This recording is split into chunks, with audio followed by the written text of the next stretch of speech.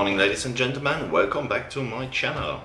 Today I want to show you a kit which arrived me this week, and that is the F-15 Strike Eagle from Revell.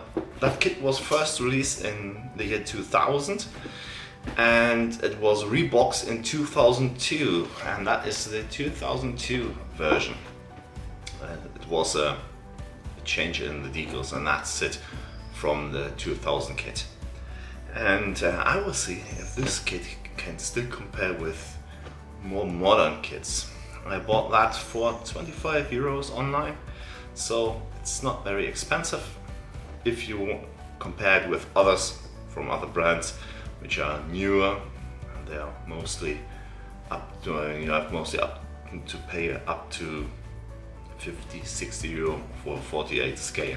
So let's take a look inside the box, and yeah, we will see if it can still compare with more modern or newer kits. So give me a chance to change the angle and we will see us in a few seconds. So here's it, the F-15 Strike Eagle from Revell in 48 scale. The kit is quite big because it's a big plane, and yeah, as you can see, it is a Tiger Meat version. I think from 1998, but we will see it when we look at the instruction sheet. So let's take a look inside the box. It is a side folder, and it is pre-facelift. I would say it's a pre-facelift from the box art. So here we are, and that's so. We have the decal sheet, slightly faded instructions, 1, 2,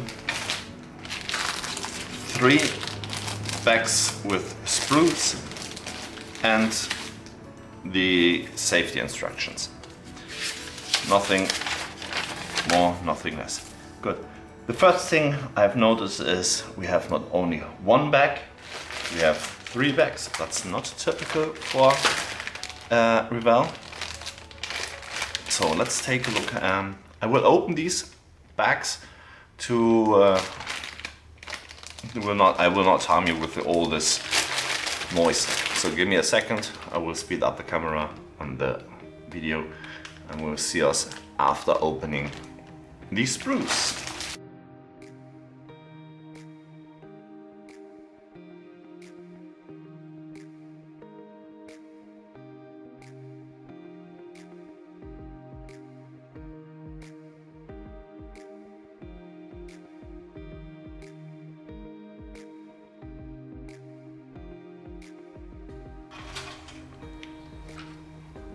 So we are back.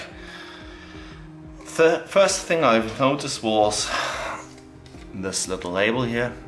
This is in every sprue bag, and they are made in Korea. Newer kits from Revell were made in or are made in China. So what I really like is that little fact here. I think you noticed that when I unpacked the bags, that these sprues were connected like that. That gives it a bit more stability,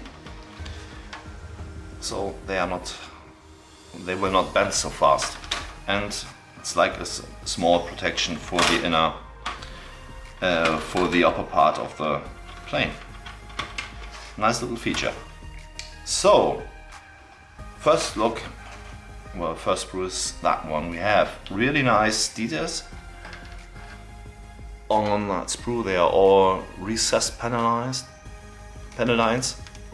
They were very fine and a lot. You can also see all these little rivets, and yes, it looks very nice.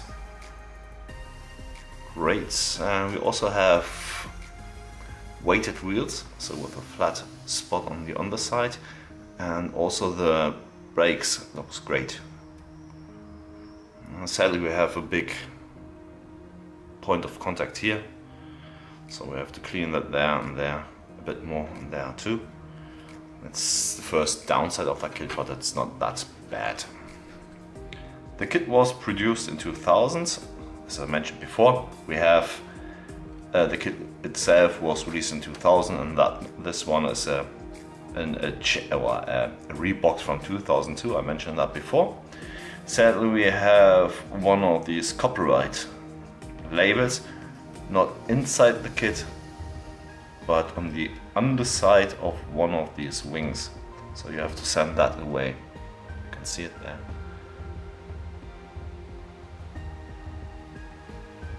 You have no flash, and that is great. So, the first sprue, the upper part. The next sprue, which we're connected with the first one, is the underside. The wheel bay is quite simplistic. You can add more details with copper wire or plastic, with plastic sprue, and also the details here are very good. It looks great. A lot of details on the parts you can normally open on the original plane. You have the upper part from the wings, the rudders on the back, and yeah, it looks good.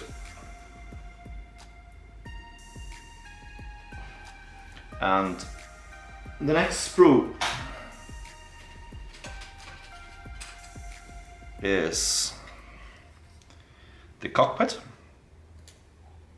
details, and the air intakes for the engine, and the nozzles from the engine. I think that kit, one reason why I bought that kit is that nozzle.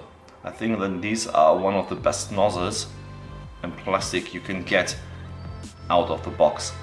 And you don't have to buy a resin kit, because I think these nozzles made of 32 parts, but they look very good.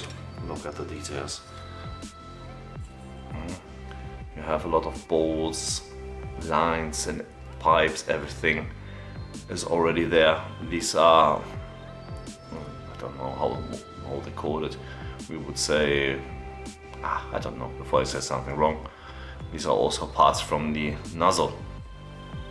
We have the seats. The seats also look very good. We have the belts molded in the seat, and also the cockpit looks great. We have a lot of displays there and there, knobs, switches, everything is there, which looks really, really good. Also, the inside we have only small connecting parts with the sprue. Yeah, very fine. And also the inside of the nozzles looks great. Hope you can see that. And we have all these, or you can hear it, all these little details there. Goodie. Next sprue. As I mentioned before, we have everywhere these little labels. We have this part. This is the nose of the plane, the jet, part of the wings, the rudders, and also parts of the nozzle. I will cut that off to show you that, because it looks so good. Click, clack. We have little knobs here. Hope you can see it. And also the inside looks good. It's hard to paint that inside. Normally it would be better if this would be a pipe and you would glue it, the back part on, but this is one part, so it's a bit harder to paint the inside. But all these little details looks really nice, and that is one of the features of that kit. The air brake. You can show the plane if you like with open air brakes or closed air brake. Sadly, big molds there again. It would be cool if the nose would be an extra part to these two parts of the hull, so it would be easier to paint that, because the nose is a darker grey than the other parts of the plane. But that is okay. It's that bad, but it's not good as too, sadly. But you have to mask it very fine, and then you can paint it also. These are parts from the jet intake, and yeah, it also looks very good. Also the inside of the cockpit here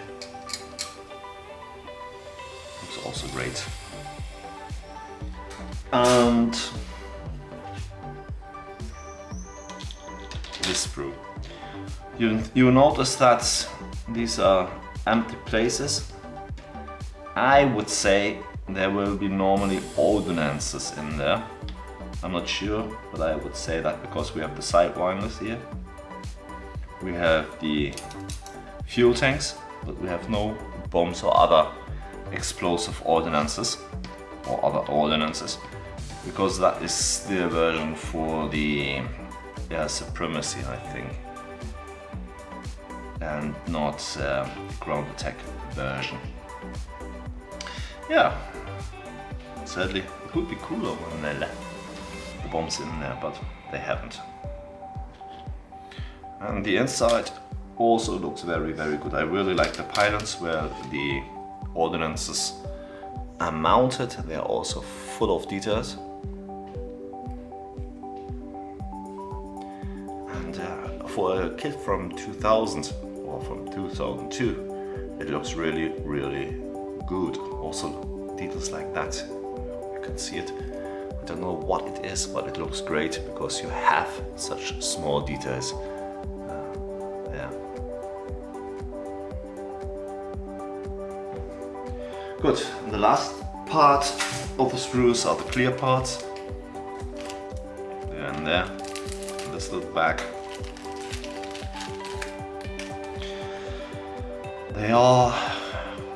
They look good. And they are,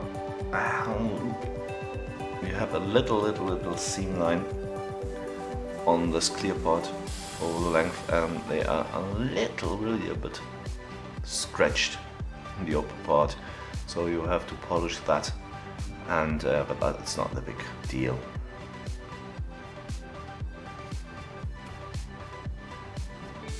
But despite that, they look good.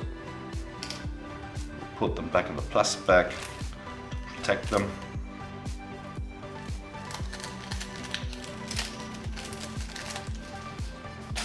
I think these scratches are, of course the kit is from 2000 and or 2002, and I don't know how this kit was handled before. And no, first the decals. The decals look good. Due to this age, they are a little bit faded. Not much, just a little bit. But if you put them into a UV light or in the sunlight, they become a bit better. So yeah, you can still work with them. Because the decals itself looks good. It's only the paper where the decals are on. Yeah, you can see there are a lot of different versions, because the decals for the Tiger meet were put on the plane shortly before the meeting, and they were removed after the meeting, directly after the meeting, from after the Tiger meet. So you have, I think the versions, I haven't looked inside the instructions, before and at the Tiger meet, or after the Tiger meet, because they were removed later. Okay, let's take a look inside the instruction sheets. It's a typical instruction sheet by Revell before they made their facelift. So it's a bit faded, that paper, but that's okay. We have a little storyline of the plane. We have the prototype plane there. We have before you start things, some labels, icons, the colors you have to use. Used symbols, typical for Revell's instructions. You have an overview of all the sprues. Parts you don't need. It's only that little piece because I think they removed that before they put it into the bags.